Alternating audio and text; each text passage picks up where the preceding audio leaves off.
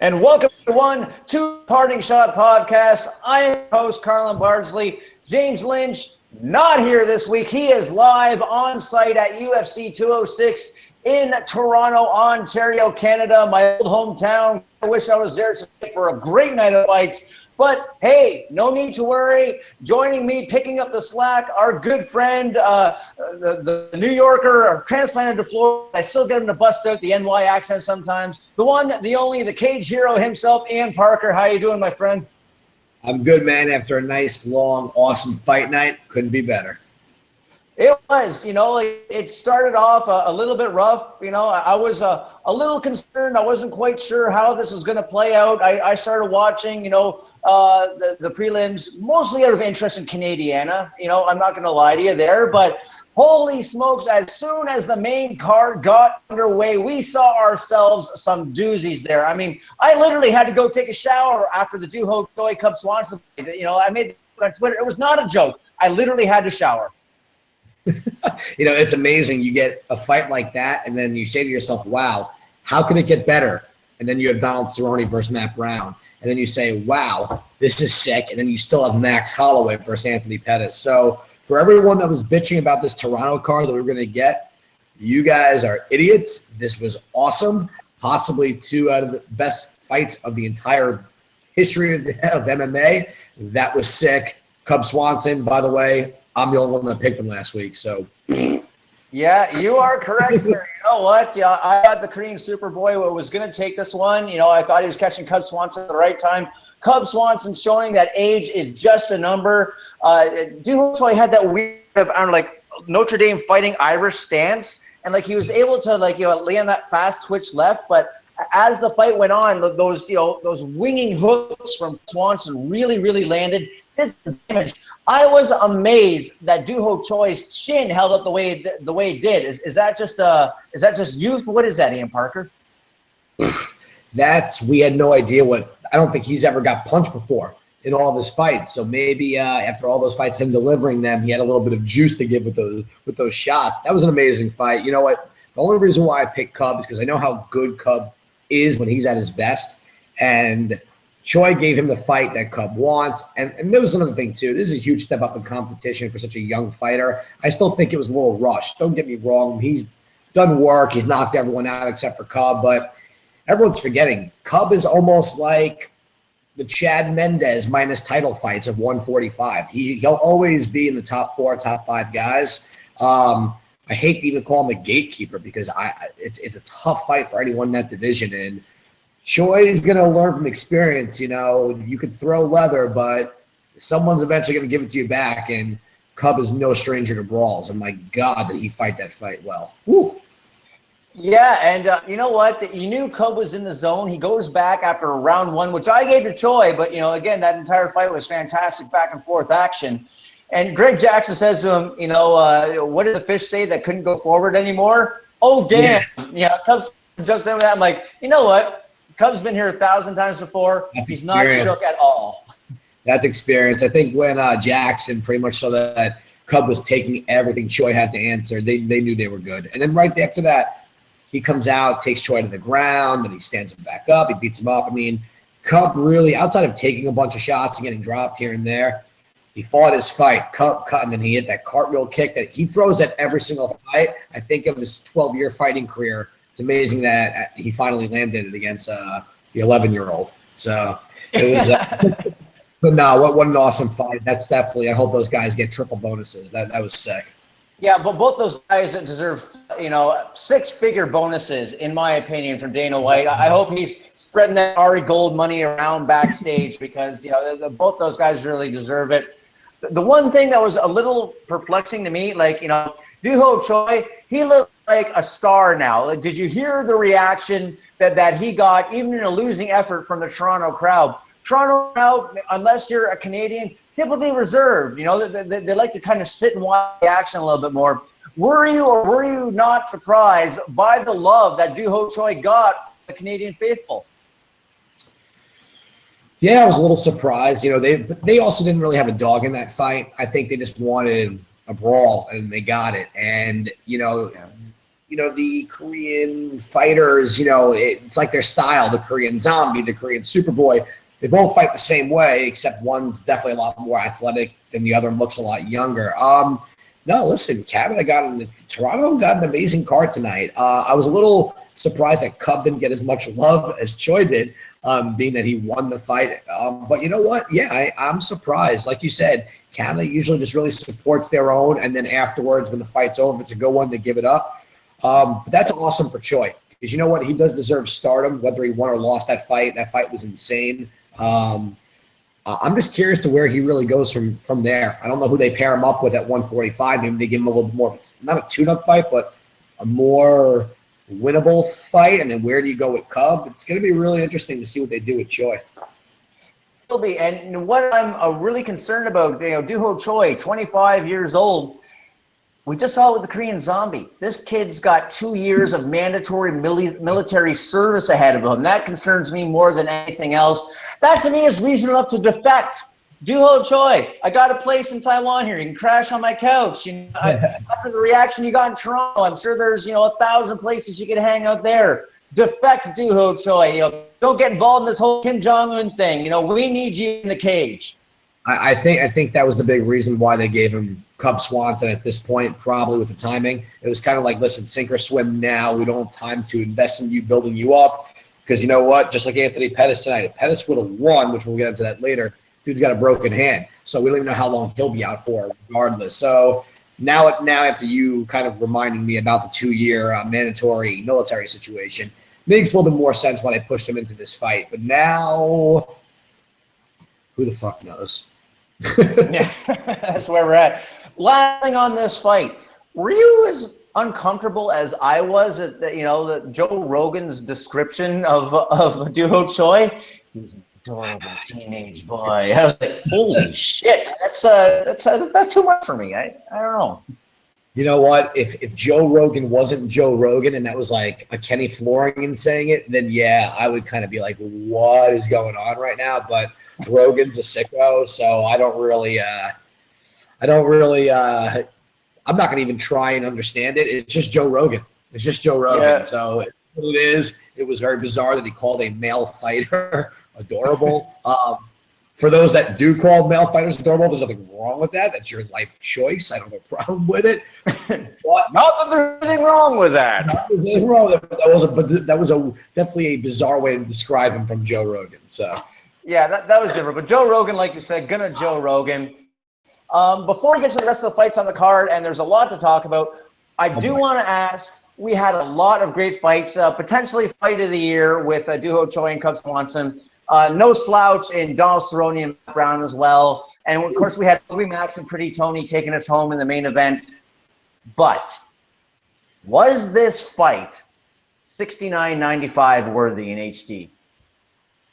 In HD, like that matters.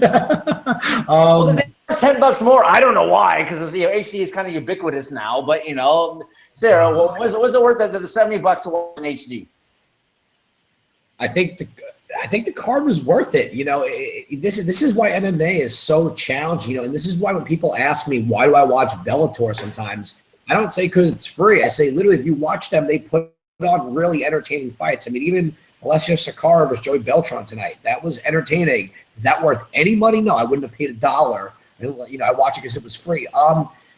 It's crazy. You know what? If you watch, man, it's hard. Like, you and I always make jokes about these fight passes and Guatemala and what deserves to be on main cards. You really never know until the fight takes place. So it's either you buy into it because you're a fan or you don't at this point. Yes, if you looked at this card on paper, what did you really think was going to happen? No clue. But even from the Jordan Main, Emil Meek fight, whatever his name is, that fight was bananas. That fight was insane. The whole main card was pretty exciting. It was nothing boring. I mean, yeah, I think that card, after watching it, was definitely worth the $69. But the thing is, the general public, unless you hear Conor McGregor or John Jones or Ronda Rousey, that's automatic dollars. Do you want to know something, though? The Ronda Rousey card is really not that insane, okay? It's not star-studded like MSG was, like UFC 100 was. So I think people have to start kind of backing off that and just accept, hey, look, This is a UFC main card on pay-per-view. You either buy it or you don't, whether it's worthy or not. It's tough. I think also the way this was promoted with the interim title, then Pettis doesn't even make weight. So it was the first time in history that only one guy was eligible to win a belt. Yet if Pettis would have won, Pettis could have got a title shot in Aldo still. So after watching it, worth the money. Choi versus Cub Swanson alone was worth the money. I love Choi and Swanson, but I will live and die by this. Pay-per-views are only as worthy as their headliner. Cormier versus Rumble 2 was a pay-per-view fight. Holloway versus Pettis was not. And basically what you're paying for when you pay for a pay-per-view is the main event. If you get treats on the undercard, you know what, that's a bonus, right? That's your garnish next to your steak. But if you don't have your steak, I'm not paying $69.95 for salad, which is basically what happened with Max Holloway and Pretty Tony. So let's talk about that right away. For the interim featherweight championship, Max Holloway, whose tie is more legitimate than that belt that he's wearing right now. And that's not a diss. That was a fucking awesome tie. But taking Pretty Tony breaks his hand after round 1. And even before that, I don't know, did he look like he really wanted to be there? I mean, Max Holloway is great, don't get me wrong, but Pretty Tony looked like he was just, wanting to be anywhere else than tonight. You know what? As someone who has fought in the past, I can tell you that a lot of this game is mental. And missing weight for a title fight, the main event, that was why this became the main event. That was the only reason to throw an interim title. So like you just said, what justifies it? Honestly, Rumble and Cormier didn't really excite me so much because in the first fight, outside of that first punch that Rumble threw, Daniel Cormier dominated it. And I feel like we've talked about this, that we just keep seeing the same recycled fights. Yes, Rumble Johnson is unbelievable. Yes, Cormier is a very successful fighter, exciting. But I was very much looking forward to this fight. To your point, was it main event worthy? And it was for the actual title. Yeah, I think Max Holloway has deserved his rightful spot in the sun. I think he definitely deserves to be called a main event fighter. He does look like a character from A Bug's Life, that Pixar movie. But, however, he's an unbelievable fighter. Don't go into the light. There you go. If you've watched his growth since the Conor McGregor fight, I don't think anyone, literally anyone in the sport of MMA has developed the way he has. There are no holes in his game. There are no flaws. I believe he's a main event fighter, title or no title. Anthony Pettis was a champ, beat Oliveira by submission. I don't think Pettis should have been the one fighting Holloway, but, it is what it is. That's why they stuck you there. I mean, listen, you could have not had this fight because they weren't originally supposed to be on this card either. So, What's interesting to me, though, is, just Pettis' mental state, going in, missing weight for an interim title fight. To draw a comparison, would it be something like Travis Lutter was going into when he went against Anderson Silva, or Joe Riggs against Matt Hughes, where, even though Lutter put up a great fight, Joe Riggs looked like he didn't want to be there. Lutter eventually succumbed. Is it just a mental state, what am I fighting for? What mentality of a fighter going into that situation? It really depends on how he was also feeling. Listen, if the frustration, if you saw the weigh-ins, that second time he weighed in 3 pounds over, he was so frustrated. He gave it everything. He had nothing left in his body. Those weight cuts, that's why Joe Rogan says that he wants in between weight classes. I have that agree and disagree mentality with that. I think there's plenty of weight classes. I just think guys need to stop thinking that dropping weight is the answer. Like Anthony Pettis, you were the champ. You were uber competitive at 155. You're losing to the top guys in the world now. Maybe it's time to change your game up, go to a different camp, or bring in some different sparring partners. It's amazing to me how having a guy like Ben Askren in camp and Pettis isn't a better wrestler. He got dominated by Eddie Alvarez wrestling. So instead of, I'm hearing Gilbert Melendez is going to 145. He's had so much success at 155 his entire career. These guys are not getting younger, and they're cutting all this weight. I don't know if Pettis had a lot of trouble cutting weight the first time. And then it's funny because then you look at these guys like Mike Dolce and Nutrition and whatever, all these guys. What do you say now? What was the reason why he didn't cut weight? They talked about everything on all the blogs was, Pettis is shredded, looking very, very lean, very slim for this fight. based on everything I saw between Nutrition's Instagram, between all the websites, I thought Pettis was coming in with no weight issue whatsoever. Dude looked like fucking Skeletor. He looked worse than Conor McGregor did when he weighed in. And he might have just been so mentally exhausted, but then he doesn't touch gloves in the beginning, you know? Yeah, what's that about? Like, he misses weight. He's the one being unprofessional.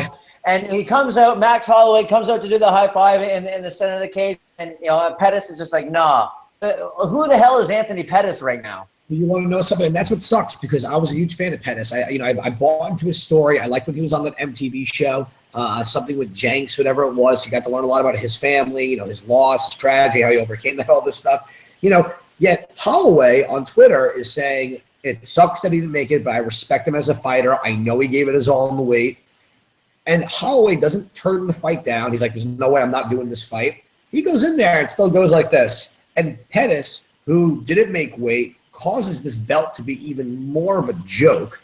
Okay, really. And it's just bad for the sport. Again, you know, it's amazing to me how some of these guys, like Kelvin Gastelum, who put on best fight he's ever. He looked unbelievable tonight. Okay, Tim Kennedy is no slouch. We talked about that. And then what does Kelvin say? Oh, if I decide to go back to 170, I'm getting contender. Dude, you're built like SpongeBob. You're not going, okay, to 170.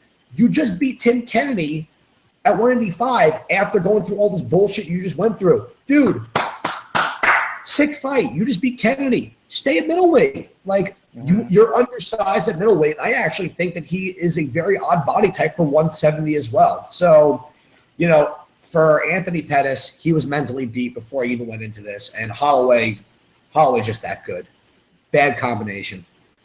Yeah, Holloway is fantastic. Last thing on Pettis, did we ever find out what happened when like his cars got torched in his driveway? Yeah, apparently they caught some kid. It was like a 12-year-old kid on his home security camera. Yeah, they said there was like a 12 or 13-year-old kid, and Anthony Pettis was like, "Oh, it's so terrible what the youth is doing these days." And then he doesn't touch Holloway's glove. Like, trying to be like this role model that he shows no sportsmanship after failing at his job. So that's cool. You know. Let me guess. The 12-year-old was actually a Hawaiian kid. It was cousin of Max Holloway's. I'll bet. It was BJ Penn. They just confused. It was BJ Penn. Yeah, that weight cutting is actually doing a lot of good for BJ Penn. He passes 12 years old. To tie a bow on the whole weight issue, you know. Again, this diminishing returns of guys dropping weight classes, especially in later years. Look at Donald Cerrone. Look how great Donald Cerrone has been since going from 155 to 170, since not taxing his body that way, since not draining all the fluid from his brain. Again, a fantastic performance against Matt Brown. I didn't get the Street Fighter combo to end it that I wanted, but how can you argue with chin-to-chin, murder, death, kill action, Ian Parker? You know, it's funny. I feel like Cerrone fights every weekend because we always have a conversation about him when it comes to the weight or the fight that he just had. Now him versus Damian Maia makes complete sense.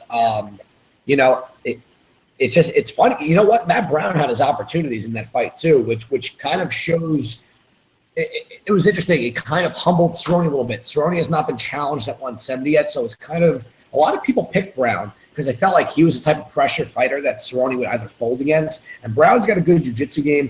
Caught him in that triangle, you know, which I thought that Cerrone was pretty tight too. You know, Cerrone is easily one of the best well-rounded fighters in the UFC in all of MMA. And, you know, we go back. It's funny. We talked about the whole Fighters Association, and then he meets with Dana White, and Dana White says, you know what? This guy wants to do that and be an idiot. Fine, I'll tell everybody. He's going to make $1.3 million this year. And Cerrone's never complained, and he fights every month, and now he wants to fight in Denver, which is not too far away, which if you want to let him do it, do it.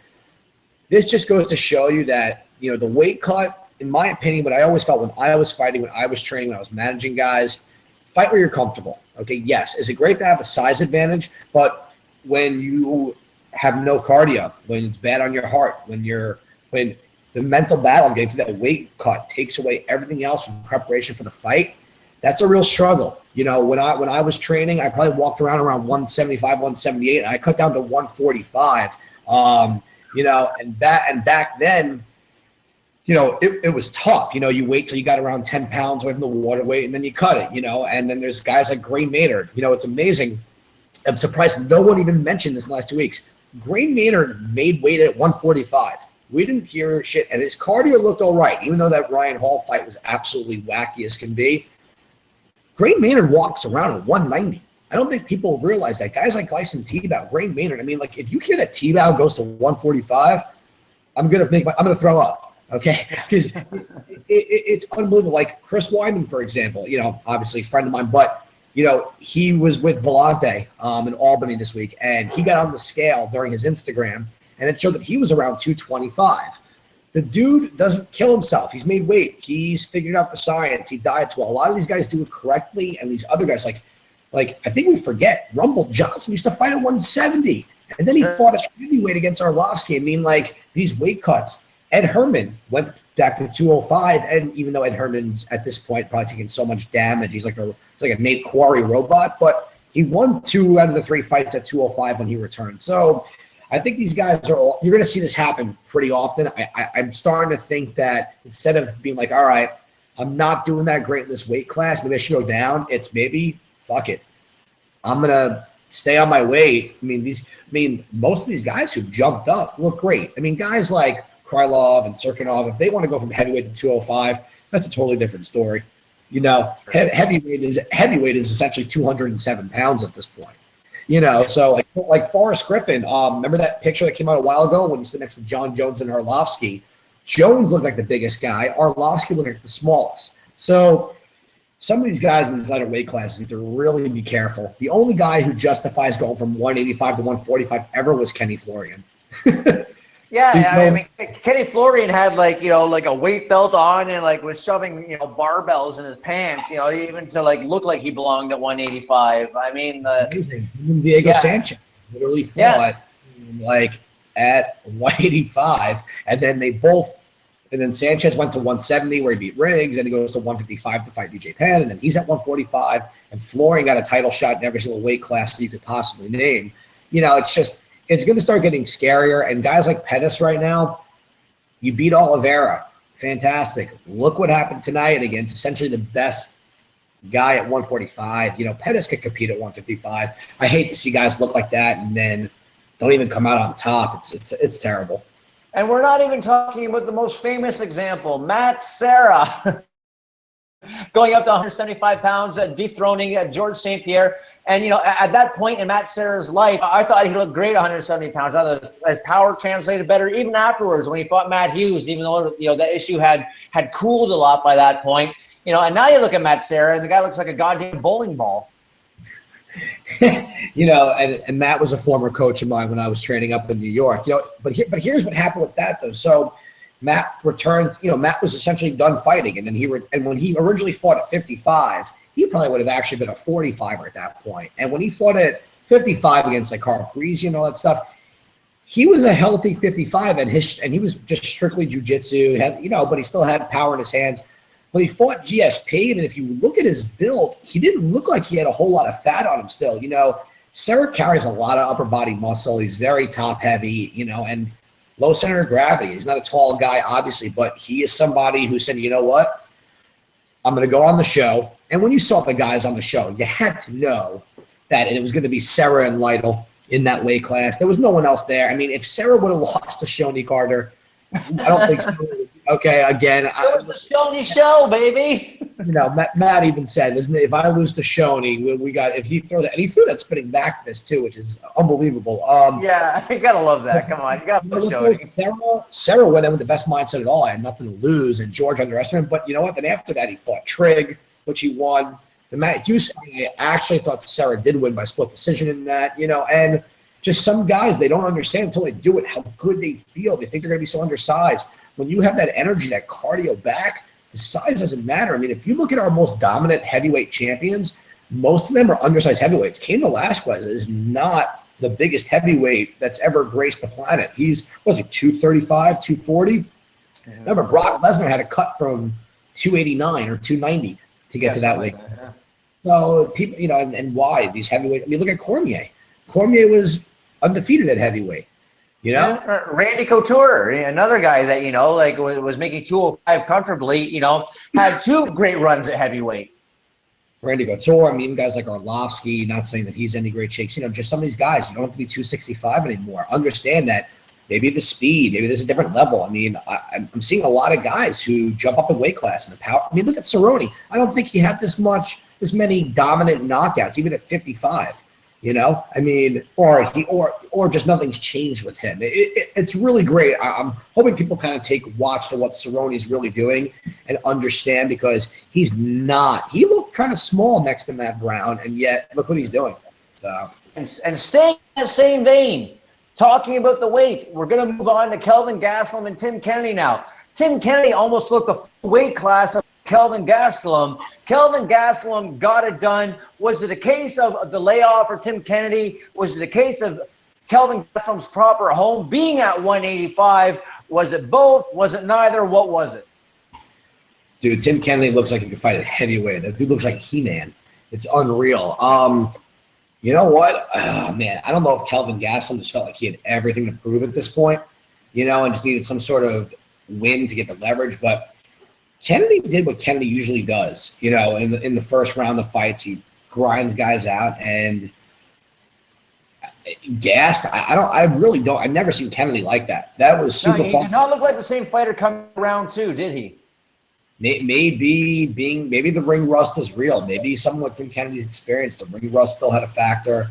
Or Kelvin Gastelum's cardio at 85 is just unlimited. He just looked fantastic. Not a whole lot I can really say about that fight. Kelvin looked great. Kelvin looked like a top 5 guy in middleweight, which is bizarre because 2 weeks ago he was suspended for not making weight at 170. Now, after seeing that, though, I would kind of like to see him at 170 fight Cowboy. Now that fight sounds a little bit more attractive. I don't know where Tim Kennedy goes from here.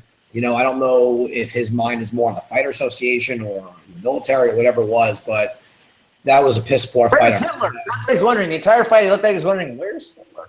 Yeah, right. I just don't know what you do with Kennedy after that fight. He fights once every 2 years, whether it's his choice or not. I don't know what the deal is with that. He's not a very active fighter, and I think the UFC, I think Dana White is licking his chops right now with Kelvin Gastelum, because that really just might have figured everything out.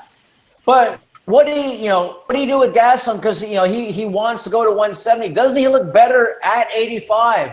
Like, to me, the whole thing with Kelvin Gastelum's post-fight speech saying, I want to go back to 170. I know I can do it this time. This time is going to be different. It sounded like an ode to every person out there that has ever taken someone back in a relationship that they knew was no good for them, but they were going to do it again anyway. You know what? Whatever he did, hang on one sec. Rocky, come here, buddy. My dog's barking at me. Hold on. Sorry, bud. Very cool. We got a guest on the show. Ian's dog. I love it. Hey, there you go. So, you know what? Like I said, what Kelvin Gastelum did tonight is just goes to show you that, you may be down, you're not out. His mental game is obviously extremely strong. You know what? I really, what happened here? Did I lose you? No, we're here. Keep going. Hang on. Oh, no, the screen disappeared. Oh, shit. Okay, well, I can hear it. Regardless, Kelvin Gastelum, he wants to fight at 170. I don't know why. When you have success over a top 10 middleweight like Tim Kennedy, why not try to parlay that? Like we've been saying before, sometimes the higher weight, pays dividends for you. And Kelvin Gastelum, does you see the size of that guy's back? I mean, he kind of reminds me a little bit of like a smaller Hector Lombard. He is kind of built like a fire hydrant that way. He looks small for 185. It's his body type. I mean, he carries it very low, and that means he can move his hips, really strong hips, come in and get the power on the punches. Why not try to roll this at 185? You know what? I think he absolutely should. I think they should give him. If he's going to stay at 85, look, I think him versus Derek Brunson, him versus Chris Weidman, him versus Robert Whitaker, those are 3 guys that will really test it. And then if he gets dominated due to size, then give him another chance at 170. I mean, he's kind of earned it, I guess, by winning this fight so dominantly. But, yeah, no, this just goes to show you. I think certain guys just do better, even though they're a little bit small in the weight class. Look, Tim Kennedy looked huge compared to Gastelum. That did not matter. So if I'm Kelvin Gastelum after this fight, I don't try to kill myself at 170. I actually think the 170 matchups between Cerrone, Damian Maia, Stephen Wonderboy Thompson, I think those are all terrible matchups for Kelvin Gastelum. I think he actually would do very well against a Robert Whittaker. I think he would do well against Derek Brunson. I think he would struggle terribly against Chris Weidman because Weidman is 6'2", 6'3", and I think with the grappling, just the wrestling there would be a little bit difficult, and Chris's range would probably work, but the other guys are shorter guys, so it's interesting to see. I think Gastelum, like you said, I think he should parlay this into another fight at middleweight and see where it goes. I think trying to kill yourself at welterweight, I just don't know what they would give him at welterweight. I really don't see. I really don't know who. What's the point? It's kind of. I mean, you know what? If he's going to go to welterweight, what I would do is I'd let him fight Jorge Masvidal. Let him fight. Actually, I like that. I didn't think of that till now, but yeah, now that you say it, I kind of like that one. If that's what they're going to do, because I think. First, he's got to make weight, and I think you need to let him earn it. If he gets past a guy like Masvidal is very good. Another guy, by the way, 55, went to 170, having a very interesting career there. Oh, man, the weight cut thing bugs me, but if I'm Gastelum, I stay at 85 after that type of fight. So. And one more thing on the weight. I don't know if you were watching the Fox Sports 1 feed when they had Michael Bisping and Tyron Woodley sitting next to each other. Tyron Woodley looks fucking yoked. Tyron Woodley looks much, much larger than the middleweight champion. That kind of threw me off. It's because he's got so little body fat, so much muscle.¬ Bisping's not a very jacked guy, but Bisping walks around pretty big. Remember when he did on The Ultimate Fighter, he won at 205. But Woodley's a big dude. When you have very little fat on your body and you look like you're made out of granite, you tend to look a lot bigger than you are. But yeah, dude, Woodley's just not a tall guy, but he's massive. I mean, you saw with the Thompson fight, he was so much shorter, but he's just a powerhouse. Yeah, absolutely. And so I have to wonder how much the layoff really did affect Tim Kennedy. You can't not fight for 2 years and come back and expect to be the man that you were when you left. I mean, Tim Kennedy, forget fighting. Tim Kennedy's one of the toughest guys in the world, bar none. Okay, with everything he's done in the special forces and everything else. I mean, I think that's why Dana hates him so much. It's not just because Tim Kennedy's outspoken. It's because Dana White loves to fall back on the insult. Oh, you're a pussy. You're a pussy. How the fuck are you going to call Tim Kennedy a pussy? So when Tim Kennedy stands up to Dana White, Dana has nothing. All his usual material is gone. You know what? I think Kennedy's style is kind of getting. He's kind of like a Matt Hughes situation. He relies on his brute strength and he relies on his wrestling and his ground control. And we talked about this last week and the week before that. What I keep saying, if you aren't willing to evolve with the sport and you're choosing just to be great in one, let's call it a discipline, you need to be the best. Tim Kennedy is not the best wrestler. He's not the best grinder. He obviously does not have the best cardio. He's not like a guy like Ryan Hall who's literally saying, hey, look, I'm the best fucking guy at jiu-jitsu. I will add some kicks, but I'm going for your heel. If you don't like the way I fight, sorry, I'm not going to change it. I'm going to do it, so I'm going to go be the best at it.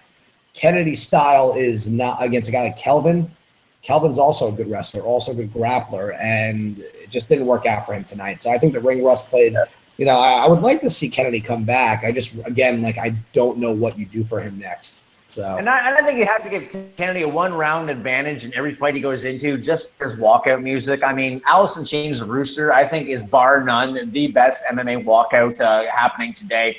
But 2 years, this is a very unforgiving sport. You can't be away for that long and think you're going to come back and be elite. And that takes us to Jordan Meehan. Jordan Meehan, as a young man, retires, comes back against Emil Meek. Emil Weber Meek, because all serial killers have to have 3 names. Emil Weber Meek, comes out and just, has the rib injury in the first. His jaw's jacked. He keeps coming. He's happy to be there. He wants to keep doing it. Jordan Meehan has all the talent in the world. I love Jordan Meehan as a person. Love his dad, Lee. But Jordan Meehan looked like a guy that, likes going to the gym every day, not so sure about fighting professionally. Am I off on this? No, I don't think so. I get it. It's just, when he first was in the UFC, I think he fought, Thiago Alves. People thought he was going to win that fight. he's still very young, and when you come off that layoff, I think maybe even putting him on the main card with the jitters, they feeling the pressure of fighting where he's from. It was just a lot of things that people don't realize really falls on your shoulders. Last week, if you remember, I also picked Emil Weber-Meek. It was not just because he crushed Paul Harris. I think Jordan Main never brought him. I think mentally he is not the strongest guy in that cage, and that is a huge part of it. He's young. He can bounce back. He's got a shit ton of talent. His striking is really, for his age, way beyond his years. But he's just another, I hate to use this term, but a mental midget in the cage. And Emil Meek pretty much goes out there. He's like a Keith Jardine. Not just because he looks like him, but just that mental. You heard Viking had to go to Keith Jardine right away, didn't you? Yeah, right. Because of that techno Viking guy. But he is like that mental, like the Viking mentality. If I'm going in there, I'm going to die in that cage if that's how I'm going to lose. And he absorbed it. And listen, good for Emil Meek after coming in and getting popped, for whatever he got popped for, and beating a guy like Jordan Mean in Canada. So I think Mean needs to go back to the drawing board and really decide if this is for him, like you said, and kind of get his focus there. And if it is, we'll be happy to see him again. He'll probably get a few wins, but I don't see him ever being a contender. I just don't think that mentally he's there. But I am excited to see what they do with Emil Meek, because that guy's a lunatic, and he's a good fighter, and he's entertaining as can be. It's too bad him and McGregor are in the same weight class. I think Emil Meek is legit insane, and I love that about that guy. I mean, how do you not, he's almost getting armbarred in the third round. He's just so excited that he's, looks on his way to winning a decision. Yeah, he's just jumping up and down like this. Yeah, I have my arm, I want to wave to my mom or something, it was great. Just, I loved watching that. Oh, yeah, he didn't care. Yeah. So what else happened on this card? I'm just going to go through here. Prelims. Misha Serkinov over Nikita Krylov. Somewhat of an upset. So a lot of people very heavy on Krylov in this one. But Misha, Mother Russia, takes it home. Friend of the show, I think the only on this show that we've actually goaded into saying, I must break you. So Misha will always have a special place in our heart. Remember him from the Extreme Couture Toronto days. And, Misha Serkinov now looks like he's a legit guy at 205 now. Admittedly, that has a lot to do with 205 being as thin as it is. But nevertheless, I mean, you got to like Misha Serkinov's future right now. Yeah, I do. I did not have him winning this fight, and I thought he actually was not winning until he caught Krylov with that left hand, and then obviously once it went to the ground. And this is why I did not want to see those two fight at this point in their career, because I don't think Krylov really made a ton of mistakes. He just got caught, and then against a black belt who looks like Brock Lesnar, what I would like to see, I mean, he said he wanted to fight Shogun. I don't really care for that fight. I think that's actually not in his favor, because I think Shogun, if the real Shogun comes in striking-wise, Serkinov will be in a lot of trouble. And Shogun's not the easiest guy to take down. If you want to really get your stock up there, I wouldn't mind seeing. Too bad Bader might end up in Bellator. I think him versus Bader would be like watching the American and Russian version of each other fighting each other.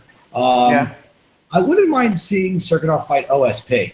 I think that'd be an interesting way to do it, because, it's one of those guys where I think Serkinov needs to be challenged with his striking. He needs to fight a guy who's been there at the top, who's fought for a belt. And then, you know what, if Serkinov can get his striking to come close to where his grappling is, even by this much, I think that you will have a really solid prospect. But tonight there was a few times where I saw openings where I thought Krylov was going to crack him, and he did hit him. In the last fight who Serkinov fought, forgive me for not remembering the guy's name, but Serkinov did not win that first round. That first round was a toss-up, against a no-namer who came in on short notice. He's got work to do. Listen, don't get me wrong. The win tonight was very impressive. Krylov's no joke, but I'm not over the moon excited, but like you said, the depth of 205, it is good to get some fresh blood in there. So. Yeah, and there's I didn't think of OSP. That's an interesting matchup, because I hadn't thought of that yet. Obviously he wants Shogun. I think if he gets Shogun at this point, it's the right time to get Shogun, because I think that Serkinov could actually just level change on him, put Shogun on his back. As long as he doesn't stand at range with Shogun, I think I might like his chances there. The other matchup that has been bandied about is him against the man that beasts, not 24/7. But 25-8, Corey Anderson. And I've heard people make the argument, oh no, you can't make this matchup. Kills a contender. Well, I don't understand the argument for most fights. Like, oh no, you lose somebody. Somebody always loses. All right. In every fight, there's only 50% winners. The other half lose. I don't understand why you would say, no, you can't match up Corey Anderson against Misha Cirkunov right now because you lose one of them. 205, we just said, not the deepest division. When these guys loses, they're not going anywhere. I mean, like, how low is the floor, really? And the winner, you get to accelerate up into that top echelon. I don't know that that's the fight I make, but I think it makes sense. Yeah, listen, Corey Anderson, what people got to realize, even though he looked great, he beat Sean O'Connell. The only thing Sean O'Connell brings to the table is amazing weigh-in opportunities. Those are awesome. Otherwise, yeah, I mean, look, I'm comfortable with Corey Anderson and Cirkunov. That's a great fight. Otherwise, if you want to divvy them up, listen, I agree and I disagree with you. Sometimes you don't need to put two up-and-comers against each other too early on, because then what happens is not that you lose one, it's just that one falls from grace a little bit quicker than they need to. Like, you don't know, like, let's just say that Krylov fights, I don't know, John Vellante next, and Vellante knocks him out. All right? Now you just lost Krylov that everyone was bragging about just based on a matchup, based on a strength situation.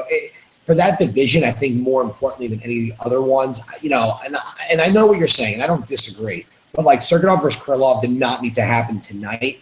I would have liked it better if they were fighting ranked like 6 and 4, as opposed to like 9 and 15. When not that Krylov's going anywhere, but now you know that he's going to be on the undercard against an unknown Swedish guy. 6 months from now, and he's going to get the win, and we're going to be like, okay, big fucking deal. And Cirkunov, if he loses to Shogun, what does that mean now? Like, what does this do? It brings us back to that black hole of a division of 205. So I hear you. I think Corey Anderson for Cirkunov makes sense. Both guys coming off wins. I'm sure Corey Anderson's going to want to probably fight John Vellante in a rematch. If I'm Vellante, I'm saying no. No. No, sir. Because you know what? It's a bad matchup for John. Even though John won the first time, if you want, sometimes. Here's the thing about John Vellante. All right, Rocky. Here's the thing about John Vellante.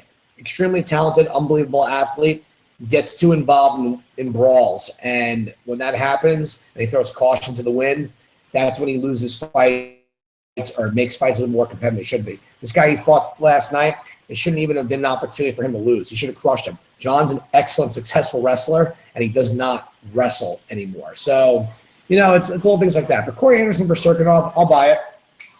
All right, we're in. All right, let's look at what else happened here. Oli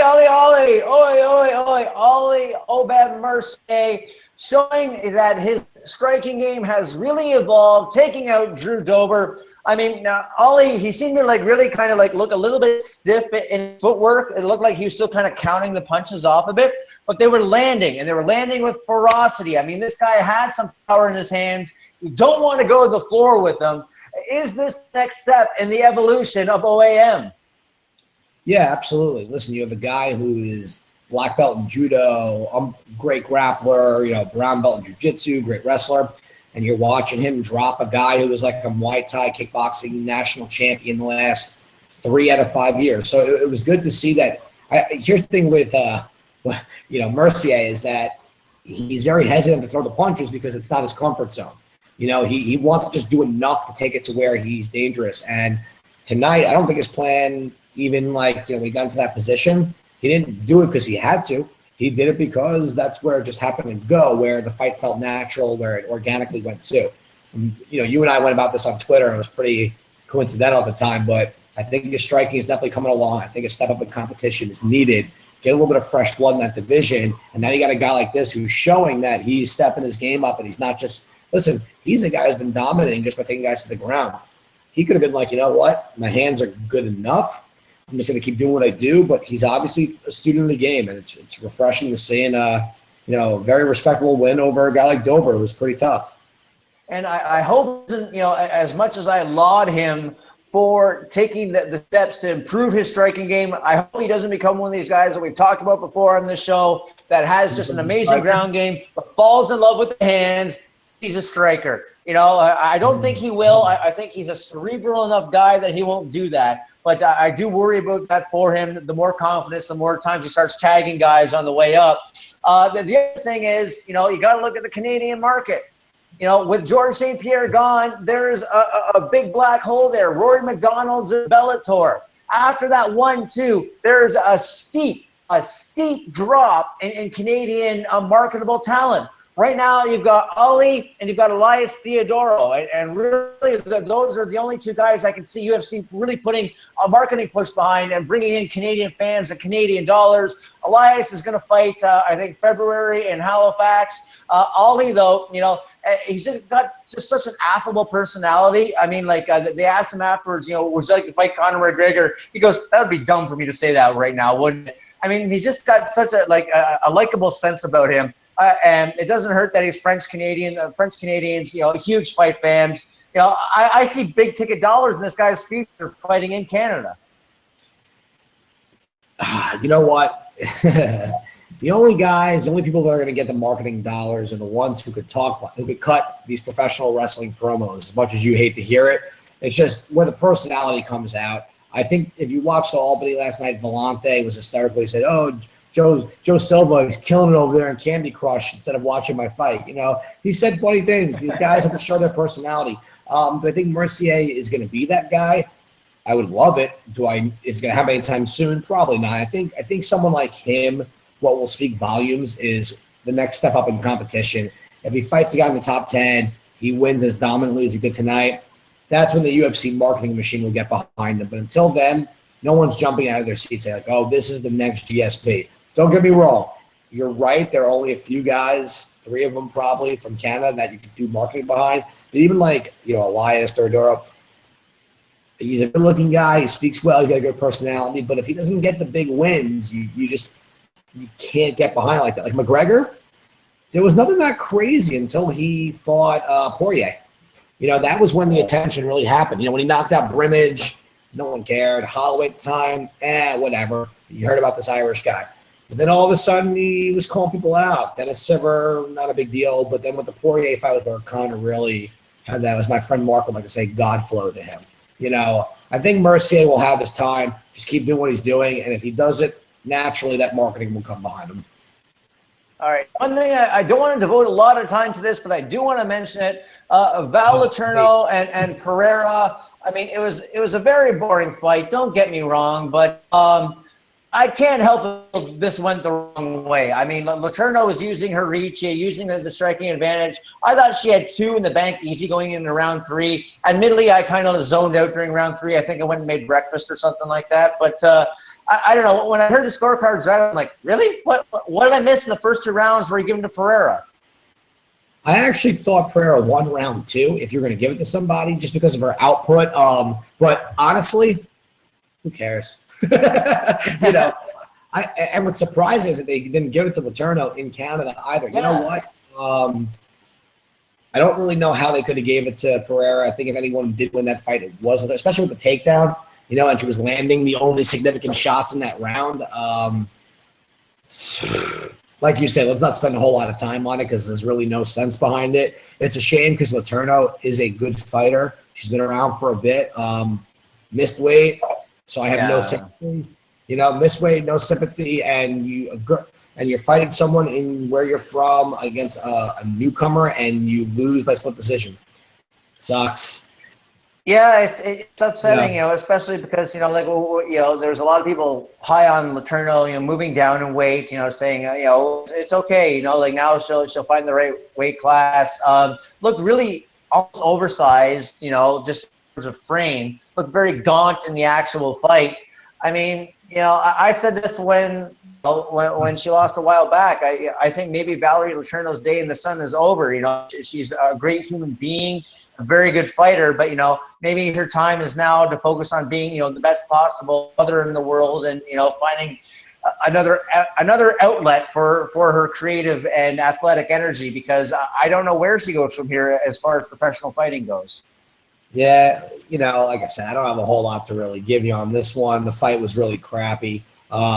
The other girl definitely had some jitters, and good for her. Newcomer who won her first fight against a very good name in Laterna. It's up to Laterna. If she wants to get back in the gym and train, they'll give her a fight because it's a name. But you know what? Who knows? The fight was awful. And Yeah. both of them really should not be happy with their performance. I think they both lost in that fight. Yeah, that's an argument for the old pride yellow card system right there, because I didn't think either woman should have earned their full pay for that one. And I'm a big fighter pay guy. Last thing on the card, unless you got anything else after this, but Lonnie Donegan, what's his name? Grana Padada, Endo Calrissian, whoever the hell that guy is, took John McDessie's head off. He kicked John McDessie like Fear the Fader owed him money. Nice. You know what? We can keep this one short too. All that shows us is that this guy's for real. And not that McDessie is a great fighter. He's not. He's very limited in his skill set. He's a good, but this guy knocked out a very strong kickboxer. And this is a guy who took Tony Ferguson to the brink on his first fight in the UFC. So this is someone who's got a great personality. We're talking about marketing-wise. Push him. I don't think you need to wait. Give him someone in the top 10 immediately, okay? He finished that fight. That was an unbelievable kick, very Edson Barbosa-like. Maybe have him fight Edson Barbosa. Yeah, that's the thing. That's the thing I would watch. It'd be like Ryu versus Ken. They would just keep doing Haryugens and hurricane kicks at each other until one connected. If we're doing MMA math, he just did beat John McDessie, who beat Shane Campbell, who is the guy that actually did a Hadouken in a fight. Oh my God, that's exactly who that was. Yeah, you're right. No, you're spot on right there. But you know what? Like I said, with Lando, it's just good that this wasn't a guy that came in, maybe landed a lucky punch. If you watch, McDessie was landing body shots. Lando's body was pretty reddened, after a few shots. Yeah. But you know what? That was no fluke. McDessie was circling towards, the right direction. He just timed it, and would like to see him back. It's too bad him and Cerrone are in different divisions, because that'd probably be a good fight. But I'm glad to see Donald Cerrone fight everybody on every Friday night. This is what I'm convinced about you, Ian Parker. Everybody, anyone who's willing to engage and wants to, and who has that power and those combinations, hell yeah. What's funny? I don't really want to see Cerrone fight Damian Maia, but it makes sense because that matchup sucks. You're talking about Maia, who is going to probably do what he did to Condit on Cerrone, and do you really think anyone wants Damian Maia to fight for the belt? Hell no. Okay. But you must admit that the logical title eliminator right now. I mean, you have to do Woodley and Wonderboy again. At least I think you have to do Wonderboy and Woodley again. So your natural title eliminator becomes Cerrone and Maia. Does Maia, does he feel comfortable enough in his hands to leave himself open for any combination? Does he go out and fucking butt scoot? There's a lot of variables there. You know what? I think what he's going to do is, I think what he'll do is he'll go out the same game plan he had against Carlos Condit. Same training camp, same style of fighting. You have a guy like Condit and Cerrone who are really very similar in their fighting skills, except Cerrone maybe has better takedowns. But otherwise, I think Maia will have the exact same strategy, and hopefully Cowboy watches that fight tape and doesn't make the same mistake. There you go. All right. Anything else on 206? I think we covered everything in exhaustive detail. Mitch Gagnon loses to Mario Lopez. Hobby Love defeats Jason Sago, and Fun Size not having a fun time against Dustin Ortiz. Anything to add there? Man, you know what? That was a very bizarre fight for me too. We talked about this Ortiz coming in. Ortiz always gives everybody problems. It's very interesting. The guy is probably the best scrambler in the division outside of Demetrius Johnson. What I would like to see is Ortiz fight Tim Elliott. That's interesting. Yeah, we could do that. Yeah, because Tim Elliott, I don't know, like coming out of that show, like I don't know how much stock you put in Ultimate Fighter victories. I don't put a whole lot, just looking at the records of guys that have come out of there afterwards. But yeah, no doubt that Tim Elliott actually, pushed Demetrius Johnson to his most difficult title defense in his career. But I really don't know what to do with him after that. So yeah, Dustin Ortiz coming out over fun size. Yeah, fuck, I'd watch. Tim Elliott's going to go up to 135, but just to kind of argue with you for 1 second, that this Ultimate Fighter season, I think, needs to be looked at a little bit differently. I think this should be the new blueprint. Remember what I keep talking about, these champions.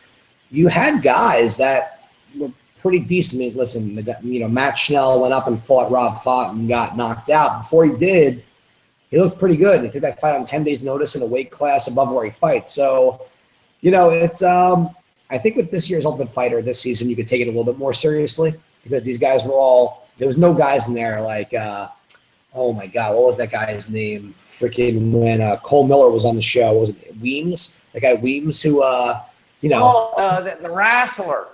Yeah. Oh, he wasn't even a wrestler. I don't know what he was, but he got like one punch, got like a blown up eye, and afterwards he goes, "I'm an Ultimate Fighter now." And yeah, wasn't he the guy that got in the fight with Marlon Sims at the house? No. That who Lobster? No, that wasn't him. This was a guy who he literally, like, you didn't hear about him at all on the show. And then he fought, and this was a guy who everyone was like, how did he even make it on the show? I think he was like 1-0-1. And the first punch he gets dropped, he gets up when he loses and he yells, "I'm an Ultimate Fighter now." And Jens Pulver was like, this guy, and then you never heard of him ever again. So reminds me of like a Danny Abadi back on season 3. Remember, he was famous for bringing Matt Hamill sandwiches. Yeah, exactly. There you go. So all right, yeah. So UFC Albany. Did you watch it? I didn't. I'm sorry. I have other things to do. I got nothing. Derek Lewis and Shamil. I could do a quick breakdown for you real quick. Volante and Sarakov, that was insane. It was like a bar brawl. Volante beat up his leg to the point where they brought the doctor in and even tried to get him to walk to see if he could do it because he was able to walk 5 feet. They let the second round go.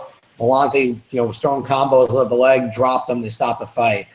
Ngannou hitting a freaking Kimura, whatever it was, from standing position. That dude's a prospect to watch out for. And then Derek Lewis, that all he kept doing was throwing kicks, and Abracadabra kept taking him down. Okay, every single time. And on Twitter, everyone writes, everyone kept saying, I'm no MMA coach, but maybe Lewis should stop kicking. 4th round comes out, throws a kick, gets taken down, and then he finally just caught him, got on top of him, and it was just Derek Lewis is not proud of that, but he won. That's all you need to know about UFC Albany. Yeah, the one thing I did find refreshing, even though I didn't see it, I heard about it afterwards. Derek Lewis, when asked to call someone out afterwards, he goes, "I'm not going to call anybody out. I just sucked," or something like that. He said my performance was bullshit, and Dana White said, "Why would you say that?" He made a joke like, "Why would you say that? You won. You had a comeback win in the main event." But what I think is even funnier is I think what we now know, unless it's a title fight, no more heavyweights in 5-round fights. Even if it's a title fight, I think heavyweights should still do 3 rounds because it just looked like it just was a disaster. But I like Derek Lewis. I think he's funny. I think he's a very good personality. But it was a really ugly fight. Really, really ugly fight. Bring back Cole Conrad. I'll keep saying it every week till it happens. All right, let's move on to next week. So UFC on Fox, 12-gauge Page, PVZ taking on the Karate Hottie, Michelle Watterson. Watterson, going through a lot of injury difficulty lately. Does she still have enough to take on the upstart Paige Van Zandt? The answer is going to be no. Paige Van Zandt had 2 options after her debacle against Rose. Either go to do acting, pretty much, because Dancing with the Stars, she did very well, and people now know who she is. Or get back in the gym and learning experience. She's so young. Remember, everyone kind of gave her shit that she didn't go on to the Ultimate Fighter show. She got like a free pass. Well, she came out, and she looked unbelievable in her last fight and got an actual knockout, which how often does that really happen in that weight? I just think she's too athletic. I think her ground game is better. I think her hands I think the karate hottie at this point, at this age in her life with all the injuries, I don't think that the karate standout is going to be as dominant as it once was. I'm a big fan of Waterson. I actually was hoping they wouldn't do this fight because I'd hate to see Waterson lose, but I think this is just a name for them to say that Van Zandt won to push her closer to the title. Because if she wins this fight by a finish, it's kind of hard to argue otherwise because of the lack of depth in that division as well. And you know what? You have a very good point there. I still don't think that PBZ has enough for the karate hottie. The one sticking point for me is the layoff right now. I mean, we see Michelle Waterson go out there and put it on women like Jessica Penne. Paige Van Zandt, as amazing as the finish was in her last fight, it was against Beck Rawlings. You know, Beck Rawlings is a hell of a personality. She's a tough girl. I don't rank her as a great fighter. The one step up in competition that PBZ had was against Rose Namajunas. She came up short in that. I agree Paige Van Zandt has a very high ceiling, you know, but it's focused on the other projects. She needs to be focused on Michelle Waterson because Michelle Waterson knows what it takes to win a title. I know it's Invicta, but you know that was the showcase for that division at the time. I think Michelle Waterson can keep Paige Van Zandt at bay. I think she can catch her coming in with that karate style. I am in the karate hottie here. You know, there you have it. No, and you know what? Like I said, the arguments are good both ways. The only thing I will tell you is I think Beck Rawlings, you might not be giving her enough credit. She was getting, listen, Beck Rawlings looked good after that injury and she came back. I mean, in her other two fights before that. Losing to Rose Namajunas is really not anything to sneeze at. Rose looked insane in that fight.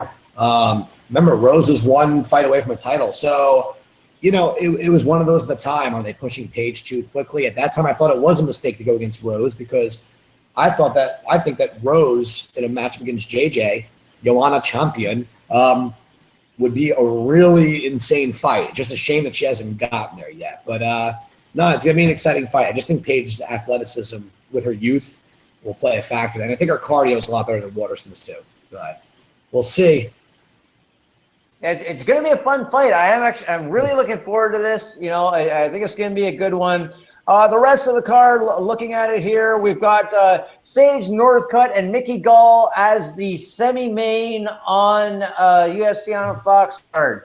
First things first, before we start talking about the actual fight itself, Sage Northcutt versus Mickey Gall on UFC on Big Fox. Can I just say, huh?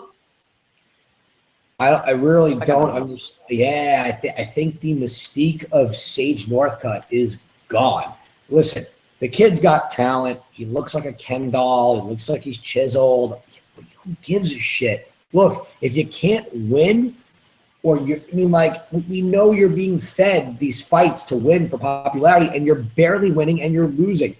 He is not going to beat Mickey Gall. And what's even more bizarre is why they would do this, because Sage Northcutt's supposed to fight at 55, and he's fighting Mickey Gall, I think, at 170, if I'm correct. So, So what are you trying to do here? I think the UFC is a little confused. I think the marketing machine is really striking out on this one. Number one, Mickey Gall is also not a marketable like this. I'm very confused here. Because he beat CM Punk, they thought he was going to get a bigger name. No one's been talking about Mickey Gall except for Mickey Gall since. Now, that's not to take away anything in his fight, but let's think about his first two fights in the UFC. Michael Jackson, and not the cool one, okay? And then who was 0-0, and then CM Punk, who was 0-0. Mickey Gall's got talent. You could see that his fight IQ is smart. He wasn't even willing to give CM Punk a chance standing in case a punch landed. This is going to be interesting because we really don't know anything about Mickey Gall. We know that Sage is talented in the striking, but I think what Mickey Gall, because I think he does have a high fight IQ, I think it's going to be really simple. Mickey Gall's going to do it to Sage Northcutt what he did to CM Punk. He's going to take him to the ground. Sage Northcutt has no ground game off his back, and I think it's going to be a very quick submission victory. And then the UFC is going to look at ourselves and say, well, what do we do now with Sage Northcutt? Because honestly, who cares? Let the kid win. Like, it's nothing against him. I don't blame him. He's not, not his fault. I keep hearing he's a really nice guy. It's just, dude, just go win fights. Just go in. Yeah. Then we'll buy into it. Because otherwise. And you know what? Again, it's the forced feeding of these people like Paige Van Zandt and Sage Northcutt to fight fans that I think people find distasteful. You know, if Paige Van Zandt was steamrolling everybody, if Sage Northcutt was steamrolling everybody, then, you know, people would say, okay, yeah, let's, you know, like give them the superstar treatment. But the fact of the matter is that these people are getting the opportunities just because they look nice in a picture. And, you know, all that being said, I can't pick against Sage Northcutt in this fight just because I've seen Sage Northcutt fight an actual fighter. He came up short, but at least I kind of know what he's about. Mickey Gall, I don't know anything about him. Okay, I've seen two fights. I know nothing. I know absolutely nothing. He beat one guy who was an MMA journalist, and he beat, you know, a tackling dummy that, you know, was a wrestler. I know absolutely nothing about Mickey Gall. Mickey Gall could be great, but I don't know. He has not fought a real fighter yet. So I can't pick him just because, even though Sage Northcutt may not be a very good fighter, I know he's actually a fighter. I've seen him fight. Yes, no, and that's fair. I just think this is going to come to the ground game. I think Mickey Gall does train in a legit camp in New Jersey with guys around him. So, you know, but you know what? Let's go back to the original point, and I don't even want to give these guys as much time we already have. It's bullshit that it's a co-main event. That's a joke. I concur. Yeah, let's move on. No more Kendall bullshit. Oh wait, we have to talk about Uriah Faber next. Never mind. Uriah Faber doing his retirement tour, last fight ever against Brad One Punch Pickett. I like Brad Pickett, but I like Uriah Faber. I just like the matchup here. I think it's a favorable matchup. I think the UFC wants Uriah Faber to go out with his hand raised in front of a large audience, in front of his hometown crowd, keep the Team Alpha Male brand going.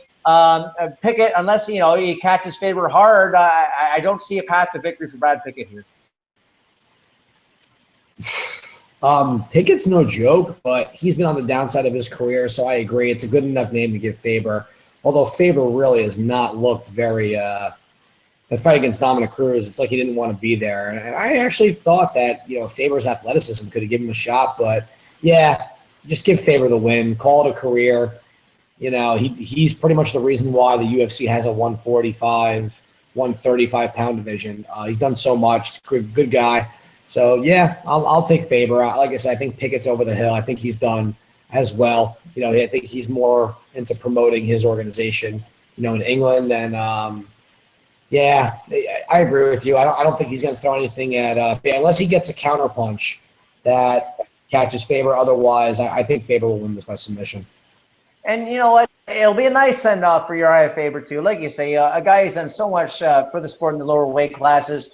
I'm of the opinion that there's only been two guys in the lighter weight classes that anyone's ever paid money to see fight. That's BJ Penn and that's Uriah Faber. So it'll be nice to get Uriah Faber to, you know, have a nice farewell rather than BJ Penn, who just is just more and more sad every time out.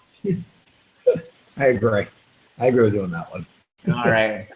Well, what else we got on this card here? Oh, Alan Jobenz, speaking of, you know, guys that look good on TV, taking on Mike Perry. The guy that looks really good against the guy who has, you know, probably blackness in his soul, you know, black in terms of, you know, just, you know, hate and whatever, not black, you know, in terms of black, because we know Mike Perry won't roll that way. But well, what do you got going on here? Another fight that makes no sense. Alan Joban is literally just loving this mediocrity role that he's on. He's a guy who's talented. I mean, I'm going to take Joban in this fight strictly due to experience. I think, you know, Perry's going to come out swinging like a maniac. I just think Joban is a better fighter, more athletic. I think he's fought guys like this before. I think this is a little bit too much of a step up for Perry this early on in his career. Everyone's excited. He got that one knockout. And then Joban, obviously, like, oh, this is a good opportunity. I'll fight a guy who swings wild, and I'll be able to throw. I got Joban by knockout in the first round. Otherwise, another fight that I just do not understand.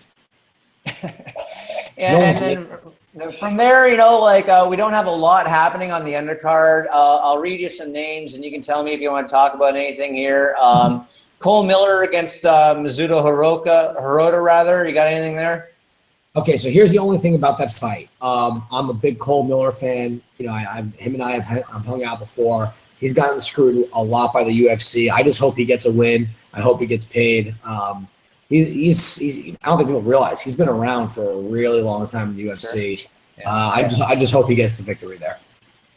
All right, Vinny Barbarino against Colby Covington. I think Colby Covington will take that fight. I think if he uses wrestling and he gets to the ground sooner, because Barbarino is tough. He's shown that he's tough. Very durable guy. I think Colby needs to get in, get quick, get him to the ground, and hold him there. Otherwise, it's going to be a very weird fight. One fight actually I'm kind of looking forward to, but again, like it looks like a showcase fight. Leslie Smith, the tried and true tested veteran, tough as nails, and one of the more intelligent fighters just in terms of world issues, I think, out there. Taking on Irene Aldana. Irene Aldana looks like she's got a very high ceiling. It looks like this is a showcase fight for her. Could get a win over an established name like Leslie Smith, who we last saw against Cyborg Justino, and who is a natural 25er. So she's got lady balls for even taking that fight against Cyborg Justino. But I'm not sure about this particular fight for her, Ian Parker. I think you just like saying my whole name is one name, like Sinbad. But I feel the same thing with James Lynch too. I don't know why. One syllable first names I have a problem with. I have to combine them. Leslie Smith is. I just don't see. At this point, I don't even. It's funny. It's like a Heather Jo Clark, a Leslie Smith. These women, these female fighters who are kind of on the down and outs. I just don't see them ever getting to the top. So I guess it's a name to put on the resume. It's Leslie Smith's tough as nails. There's no question she'd fight with one ear off, literally. So it is definitely a showcase fight against her, but she's tough. So who knows? I just not a lot of interest in that one. The only other fight I see worth talking about probably is the Fight Pass main Eddie Wineland against Takeya Mizugaki. Two old school WEC vets. I forget how long that Eddie Wineland's been around until I look at his resume. I'm like, oh geez, But Mizugaki, been in there with some of the best. I still think Eddie Wineland has enough in the tank to catch Takeya Mizugaki. Am I wrong there? Am I off base? No, I don't think you're wrong. I think what was Mizugaki's last fight against Aljamain Sterling, if I'm correct. I think this is a very bizarre matchup. I think Mizugaki's wrestling. He got blasted by Cody Garbrandt the last time out. Didn't mean to cut you off. Oh no, thank you. You're right. So back to back. You know what? It makes sense based off the two bad losses. But I think this is Mizugaki's fight to lose. I think he's just very well rounded overall. Wineland is definitely not on the up and up by any means. Still tough no matter what. But I think if Mizugaki can get this fight to the ground, it's all his. Because Wineland throws crazy shit. He's got a lot of power. Fair enough. I like Wineland in that one. Really kind of interesting Fox card. It almost reminds me of like a Strikeforce Challengers kind of card. Look at the stars of tomorrow, today. I mean, other than Uriah Faber, this is the vibe I'm getting from this Big Fox main card. That's a good point. No, you hit that right on the head. Yeah. All right, so fight fixing, we've pretty much talked about what we want to do with everybody. I'll just reiterate for the record, Donald Cerrone against Damian Maia is the fight to make. I like that matchup more than you do just because I see a little bit more intrigue there. I love Cerrone and Brown just, biting down on the mouthpiece and going at it. One thing we didn't talk about Cerrone and Brown, I love the embrace at the start of round 3 after the week of trash talk, after they kick the shit out of each other for 10 minutes. They're like, okay, we can hug now. We're all right. So I love that. I do love Cerrone against Maia. Do you have anything that stands head and shoulders above what you want to see right now? After tonight's fights, Landau versus Edson Barbosa. I'd like to see that. I'd like to see Cerrone Maia make sense. Oh, no, I'm for it. It makes complete sense. I'd like to see Kelvin Gastelum, get a guy, whether it's Weidman or Robert Whittaker, if he stays at 85. Serkinov versus Shogun. Not in love. I'd rather see him fight Corey Anderson. Yeah, that's pretty much covers it. Not a whole lot. Derek. I mean, for Derek Lewis, maybe. Actually, who cares? Yeah. I don't even know anyone in heavyweight. You know what? Actually, no. How about this one? Derek Lewis versus Ben Rothwell. I like that one. I forgot Ben Rothwell was alive. So yeah. Let's do that. Let's keep that guy off the streets because he's a scary dude too. Yes. All right, this show is called The Parting Shot, and it's time for our parting shot. Mine is something that actually James Lynch tweeted. James Lynch, even though he's not on the show this week, he always looms large in our hearts. So we'll talk about something James Lynch said. You know, there was a great MMA meetup on Friday night in Toronto that I wish I could have been a part of. Lots of great people there. Rob Black, Pecker Gasson, Adam Martin, Kareem Zidane, Steve Jeffrey. I'm forgetting more people than I'm remembering right now, but Mike Russell, I got to mention Mike Russell, you know, who does, you know, some yeoman's work and, you know, gets ignored when he points out inconvenient truths sometimes. So I just want to say that, you know, James Lynch tweeted that, you know, it reminds you of why you get into this, that there are some great people in this sport. And I'm guilty of this too. I complain a lot. I complain a lot about, you know, the treatment of the fighters. I complain a lot about, you know, injustices, you know, I perceive to be in the sport. I complain a lot about other people, you know, because I'm a small mind that way. I don't always like the way other people comport themselves. There's one other, you know, MMA journalist from Toronto that will remain nameless that, you know, bitched and moaned about not getting UFC press credentials because he used to be somebody. But again, we're not going to talk about that. What we're going to talk about is that there are a lot of great people in this sport and a lot of great people who devote their time and their energy to this sport. And you can find positivity if you look for it. So I just want to put a nice, bright, shining halo on that. I want to say thanks to all my Toronto media brothers for everything they do, because, you know, that there's a lot more good than bad. Sometimes we need to remember that, you know, look at the good. It's out there. Man, you Canadians are so nice. You're so sweet to each other. It's beautiful. What the fuck was that? All right, yeah, bring the hate in, Parker. We need to counterbalance me here. No, I'm kidding. I saw that with James' post. I thought that was pretty cool. No, my parting shot this week is literally going to be exactly what we talked about before with the weight cuts, and I'll keep it short and sweet. Well, I'll go two different ways. One with the weight cuts to these fighters out there. Stop feeling like the weight cuts aren't working. If you have to cut so much weight that your body literally cannot generate any more water, okay, or the water does not leave your skin, stop. There's no way it's going to enhance your performance, okay? If you've got dietitians on staff and you're still not making weight, it may not be their fault. It may be that your body just can't get that low, all right? That's an absolute possibility. We've seen it before. Anthony Pettis, I don't know what happened. He made it against Oliveira. We didn't hear anything about a problem there. Yet this time there was a big problem. 3 pounds is a lot of weight. So maybe take a look at guys like Cerrone. Take a look at guys like Kelvin Gastelum. I can't believe I'm using Gastelum in a positive light with the weight. But how ironic, right? But look at it now. So maybe these guys got to start thinking, you know what? Maybe if I go up in weight, I feel better. I'll move faster. You know, it doesn't make me sluggish. Maybe the size really doesn't matter anymore. So, and on a side note, I think what people got to start doing is not judging a book by its cover with these cards. You know, tonight was a perfect example. This is possibly one of the best cards of the year. Okay, those 3 last fights, I mean, the entire main card was excellent. You know, it doesn't always have to be the most popular fighters. It doesn't always have to be Conor McGregor. It doesn't always have to be John Jones or Ronda Rousey. Because what happens is when you have a guy like Bones or like McGregor or Rousey and the fight sucks, you're kind of just like, what did I just pay for? Like, one of my wife's uncle invited me over to his house for Ronda Rousey versus Kachingano. Okay? I said to him, I go, don't buy it. Ronda Rousey keeps armbarring people in 30 seconds, and he's already a cheap dude. So he's going to now spend $60 on a 10-second fight. Sometimes, if you're a fan and you don't want to pay for it, go out and watch at a bar. Otherwise, don't buy into all the hype of it's not a title fight or this guy doesn't deserve it. You know, we joke about the fight passes. There are guys that belong on Fight Pass because that's where they're at in their career.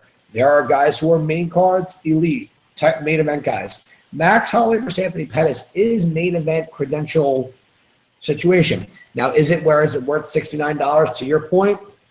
It's such a tough call because Max Holloway could be the next dominant fighter at 145. I do think he could beat Jose Aldo. I think after that, we're all going to now say what's next for Max Holloway because he's beaten everybody in the division except for what, Frankie Edgar? You know? So I think everyone needs to just kind of take a deep breath when they put out their pay-per-views. Understand not every fighter is as popular yet. Either buy it, be a fan, or shut the fuck up already. Well, let's not worry about what's next for Max Holloway. Let's talk about what's next for Ian Parker. Where can these people find Ian Parker on the social media? What is happening in the world of Cage Hero? You need to let me know. There you go. With Cage Hero, right now. Just the graphic novels out mainly at Barnes & Noble's, Amazon, Target, trying to get those sales pumping so we can get this to TV and to movies. Same with the comic book. You can reach me at Parker Cage here on Instagram, which now I am doing some MMA picks. This weekend, I went like 8-3 overall, which was okay. I was killing it last night. I was 4-0 last night. Did not start off the night great between Zach Makovsky and Mitch Gagnon kind of let me down, but Mercier came back, Cerrone, Holloway, loved it. So Parker Cage Hero or Cage Hero on Twitter, Parker Cage Hero on Instagram. Yeah, that's pretty much the gist, and then I'm here. Yeah, you just keep popping up. Yeah, you're like a weed, you know. You're looking around, you're like, well, where the hell does New Yorker come from? Infesting this nice Canadian show, but we're always thrilled to have you around. You can find me on the Twitter at Carlin Bardsley. We can talk about face punching. We can talk about beer. We can talk about the reformed, rejuvenated, reinvigorated Guns N' Roses kicking ass all over the world. The rumor is I will be there February 25th in Singapore. If you're in Southeast Asia, come by. We'll have a Tiger beer. What else? Asian women, Canadian politics, Bill Murray movies. I don't know a lot about much else, but I'm always willing to talk at Carlin Bardsley on the Twitter. Find the show at Parting Shot MMA on the Twitter. And Ian Parker, I know you have James Lynch's sign-out line, so take us out, brother. Better keep your hands up or you're going to get knocked out. There you go.